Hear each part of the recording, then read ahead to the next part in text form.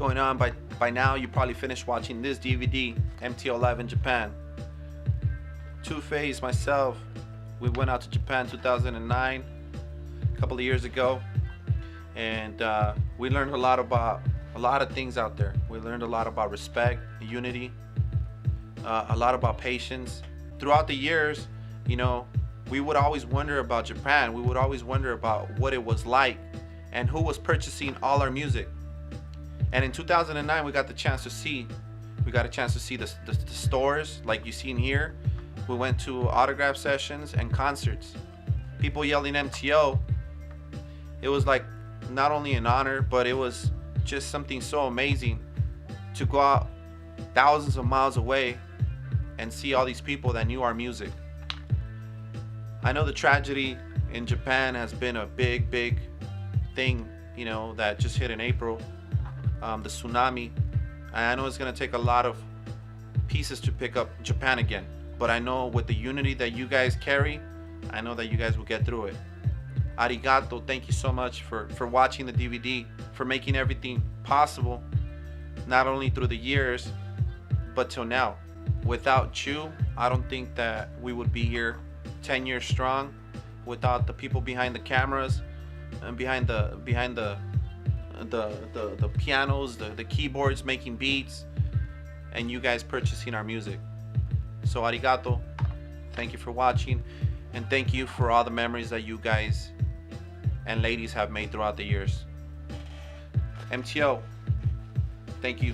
And at a sign of respect, this is arigato right here.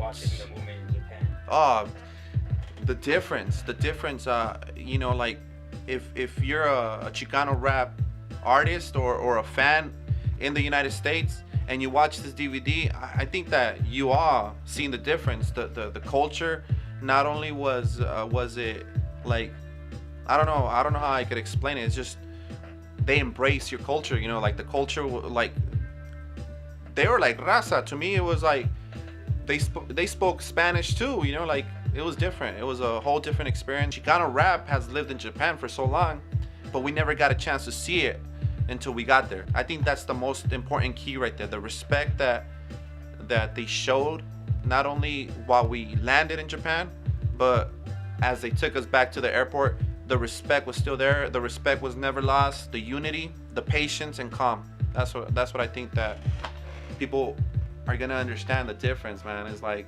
I don't know.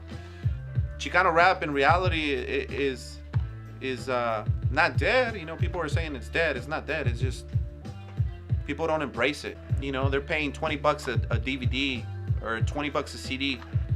In reality, like, shouldn't our Chicano people help us? Because if not, who's gonna help the artists?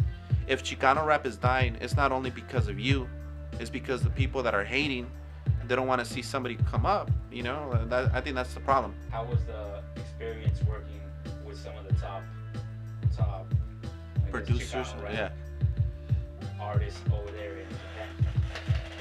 10 years ago, I wouldn't have known who these people were. In 2002, when I started in this Chicano rap business with OG Spanish Fly, I wouldn't have cared, to be honest with you. I wouldn't have cared who DJ Santana was or who anybody was, you know, because in reality, like, we didn't even know these people.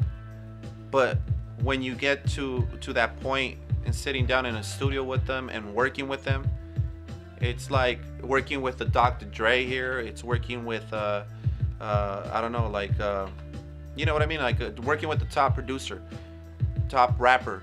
Chicano rap at its finest, you know, that's Santana, that's DJ Saturo on the turntables, DJ Law on the keyboards and the talk box, El Latino from Firmeza just dropping a really nice melody and a very positive outcome song. How was it working with them? I think it was the most beautiful experience, not only because I'm a Chicano rap artist, but because, you know what, 10 years I didn't care, and 10 years later I finally realized, you know what, these are the top dogs, you know, these are the top dogs in Chicano rap in Japan. So it was a blessing It was a blessing that DJ Saturo got us in the studio and got us to work with all these artists. MK the Cigar, Mona, DJ Law, Fillmore, DJ Saturo again. There's just so many people out there. But it was a blessing to me. It was a blessing working with the Japanese people. And the memories that are there are gonna stay there, and they're gonna stay in this DVD too. Well, you have one song that I think is what is responsible for your fame over there in Japan. And what can you tell us about that song? Which song? You know which one it is. One Chance. One Chance. One Chance. What can you tell us about how famous it is over there? It's just when the concert started. Well, when we were finishing up the concert, the lineup, One Chance I think was one of the last songs that we actually performed as a group. How famous did that song become? I think that's what made the career. I think that's what made MTO because when we were there, like, the girls were singing it. Girls were crying. I didn't understand if they were crying because I don't know. I really didn't. I asked a girl, a fan out there, why she was crying, and Saturo told me because she was touching MTO, like. So the One Chance, she brought One Chance up, and I was like, what the hell? Like, that song just made us who we are. And you know what? To be honest with everybody, that song is a sample. We sampled that song, out of Mr. D gave us that beat years ago in 2002, and we just made it into a love ballad.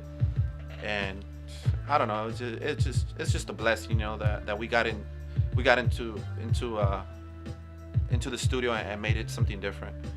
But One Chance, man, that's a trip. 2002, 2003, and we're in 2011. That song opened the doors for MTO, and I think it's gonna open the doors for Two-Face, and it's gonna open the door for my little brother Chaos and Jace Brosco, the other member of MTO.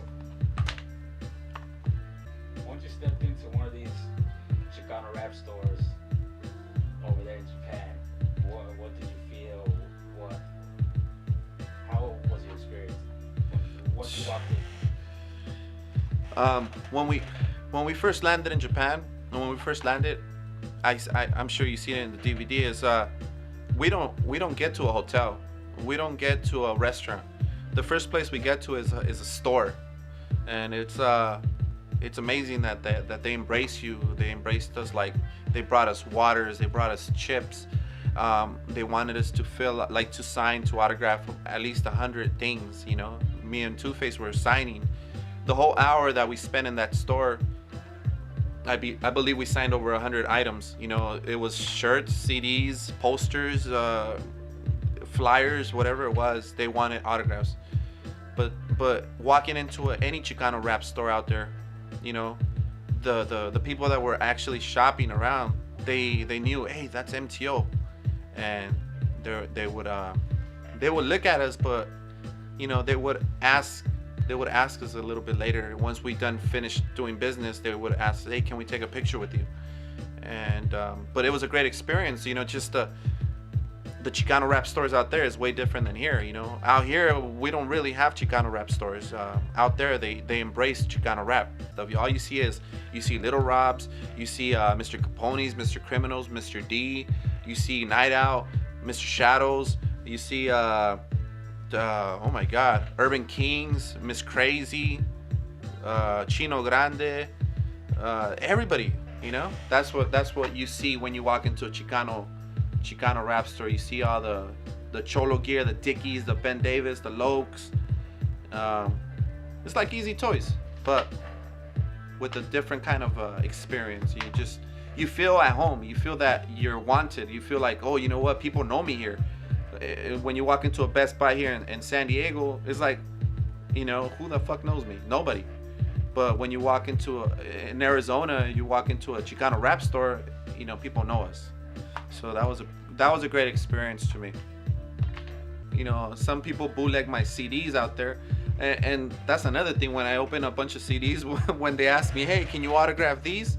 Like at the end of the concert, I don't know if you guys, I don't know if it's in here, but I'm sure it is. Like when I'm autographing stuff, if it's not, there's a couple of stores that brought their MTO CDs. You know, they came and they brought them, and you know, I sat down for like 2 hours signing autographs. And as I opened one CD, I looked at it. I'm like, wait a minute, this is not my shit.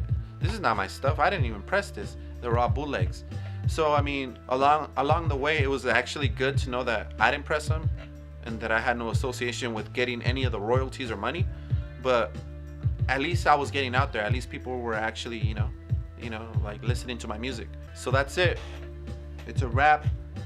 Like I said, thank you for all the 10 years of MTO. This wouldn't be possible without you that is watching in there. I know that you guys are, I don't know if you're in Japan or if you're in San Diego and LA, but all you people that are watching this DVD right here, thank you for making this all possible. How can they find you? Oh yeah. How can you find me? Website, YouTube. Oh yeah, you could, the website is in the back. The website is in the back of this DVD. But if not, if you don't have this DVD, if it's a bootleg and you got the bootleg DVD, you could reach us at calmexmusic.com. Right there, it would link you to the CD Baby account, where you can purchase all the music, all the CDs that you don't have, that you probably bootleg. You can reach us there, calmexmusic.com. Buy the digital soundtrack. Oh yeah, the digital. buy the digital right now. Oh yeah, there's 2 digitals right now available. The MTO My Best Friend featuring Marlon Dane, and then the Comeback MTO featuring Solo Uno. That's available now, iTunes. I hope you guys get it and enjoy them, because they're really good. I think they're really good tracks. I love making love ballads, and that's what's worked for MTO. That's what's worked for me in making the money, paying the bills. So I'll continue to do it. I know people are, oh, why do you make so much love tracks? And the truth is, if it works for an artist, like it worked for MB Riders, if Little Rob sells a lot of that Chicano rap gangster music, is because it works for him. So let me do what I gotta do that works for me. So that's what's worked for me over the years. But I promise that if I do other projects, other tracks, and other records, I'm gonna try to do a little more gangster stuff, so you guys can listen to the gangster side of me. Oh, that beat, we're probably gonna be working on something with that beat. That's a wrap.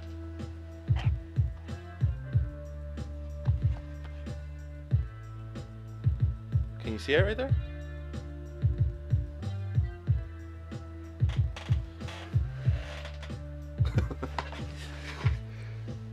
And we outie.